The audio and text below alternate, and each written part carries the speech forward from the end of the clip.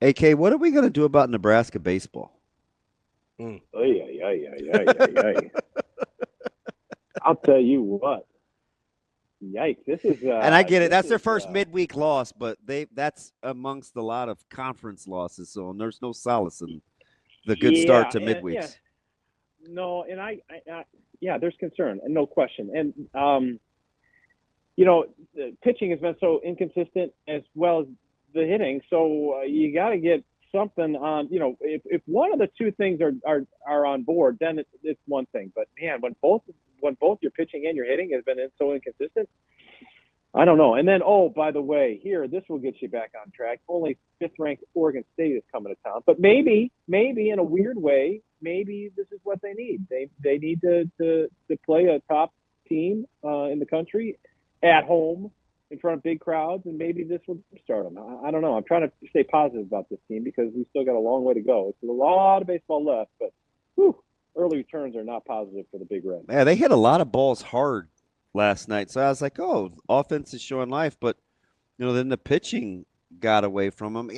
Would you let me think that, hey, they had been playing well in midweeks and they hadn't? So that's a bonus? Or are you just looking at, nah, DB, you can't explain the start with the conference record? Mm.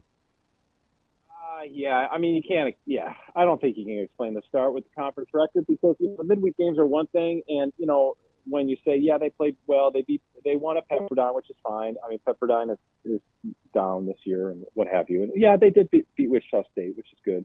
But yeah, you make your money on the weekends, and obviously they haven't made hay. Now, that being said, to open your year at UCLA, at USC. Granted, you should have taken care of Washington. This is life in the new Big Ten. So it's like what do they say? Nobody cares. Nobody cares about excuses. Just get it done. And that's what I think. That's where they're at right now. I think they got to figure it out, and they got to figure it out pretty quick because the schedule doesn't lighten up. Especially with Oregon State coming to town, and then then they got Creighton and Omaha.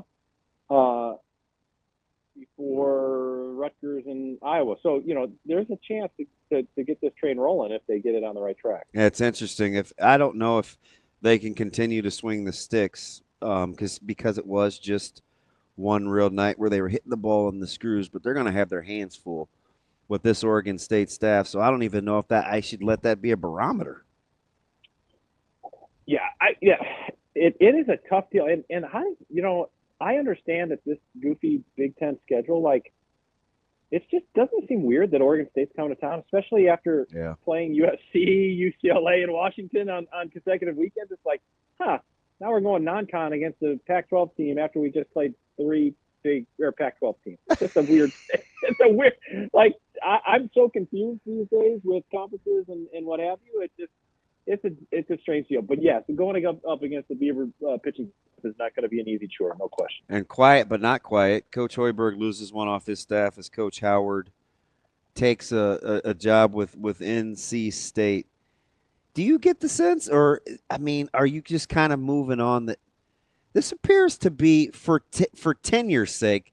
This feels like an important hire, critical, if you will. Yeah, yeah, I agree, and I think this off season. I mean, talk about a jigsaw puzzle, and this is the way it's going to be like it this every year. And it was interesting because the last couple of years when you've been putting together teams, right? Not just staffs, but teams. It's been an interesting way of looking at it. Like, oh, this is.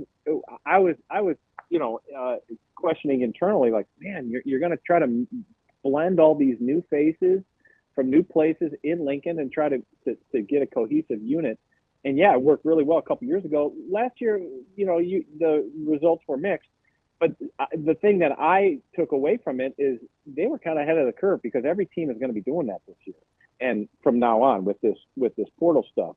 And I think that the coaching staff, bringing in a hire that can be a difference maker is paramount for Nebraska at this point because they've got to bring in talent. They've got to replace scorers, multiple scorers, and oh, by the way, you still have to make sure the chemistry is intact or build chemistry from the ground up. That's the challenge I think for the modern day college basketball Yeah. coach. And it's a tough deal. The portal is flooded. It's got a ton of good players. Creighton's meeting with Dix. You got Sanford taking an official at Nebraska. It just seems Freeman already took official to Creighton. Yeah, I think they got a good shot at Freeman too. Mm-hmm.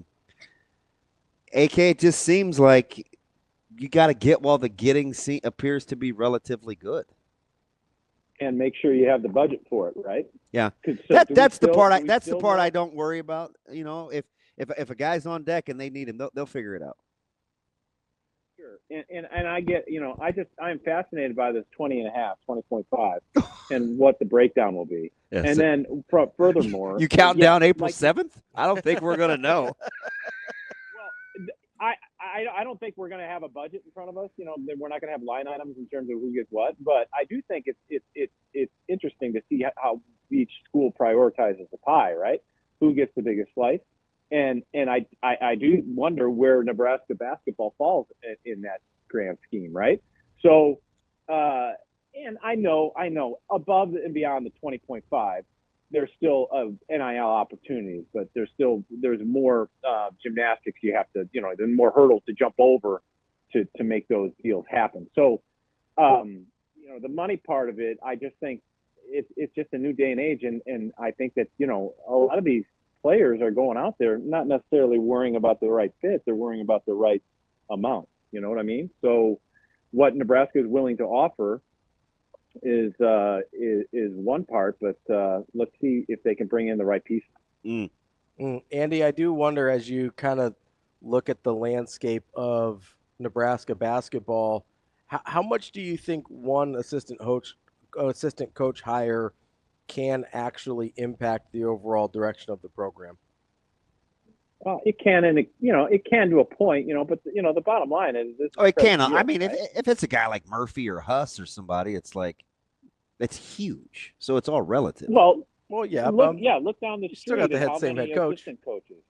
Yeah, but the head coach is the guy driving the bus, right? Let you tell it. So, but look at all those guys that Coach Mack has now, produced in terms of head coaches. I mean, it's pretty amazing, his tree that's just growing branches by the year, right? I mean, that says a lot about the big man over at Creighton, right? Yeah. So this is Fred's deal, and yes, the assistant coach is a very important piece, no question. But the guy running the shop is Fred's deal, and hopefully people, that he brings in the right people. He obviously has enough connections to have a good, pool of candidates, and assuming he makes the right choice, maybe this is a pivotal hire that can change the direction of the program. But all I know, fellas, is that, did you see the new court design? Yeah. Oh yeah. Troy Dan. I don't allow myself to get involved in that talk unsolicited. But since you asked me, do we like it? I like the court, but I'm not that dude though. Like I'm like the no fun police. Cool court though. Well, if can you shoot a logo 3? Does logo 3 qualify if you shoot from the state of Nebraska, or do you have to shoot from Herbie? AK, I can't shoot. Logo is logo. I mean, logo is logo. I'm right? in the layup line, my guy. So I'm just excited to hear all the Nebraska towns that people have made shots from. From Ogallala. North Platte. Bang! Bang! From Alliance. There we go. AK, Ravi asked me about my man ICU, Mr. Gifford. The 4.45 at Pro Day. He showed some good quickness. He asked me a question that I thought was interesting. He looked at me and he kind of tilted his head and he goes, "Is 4.45 good for Gifford?" 5.5. 4.55 good for Gifford. I go, "Yeah, that's pretty good." And he goes, "I don't know. It seems like he needs a couple more ticks." How much are we pitting what we saw him in terms of his play versus what he actually ran? Because any other time, I think 4.45 for a 219 pounder would be pretty good. Yeah, I would think so too. Ty Robinson said something, poignant yesterday when we were talking to him. Ooh, and he said, "You know what? You can poignant." He said, if you boil it down, the measurables are one thing, but it all comes down, if you can play ball, you can play ball, and the tape doesn't lie. So, if teams like what they see about Giff on tape, they're going to go after him. I will tell you this, whoever gets him, likely an undrafted free agent, I'm guessing, or maybe a late rounder. They're going to be pretty happy. That's a nice undrafted free agent pickup if you pick up Isaac Gibson. I think he'd be a great addition to any team. That's our guy, Andy Kendeigh, KETV. We appreciate it as always, AK. Good man, AK. Yeah, happy opening day, boys. We'll see you, buddy. I'm still bummed out we won't get to see you out there for the media in the spring game, but maybe next year. I think they're having that meeting of the minds this morning. All right, well, tell them I'm ready. I'm ready to drop back, play a little QB. I'm ready to go.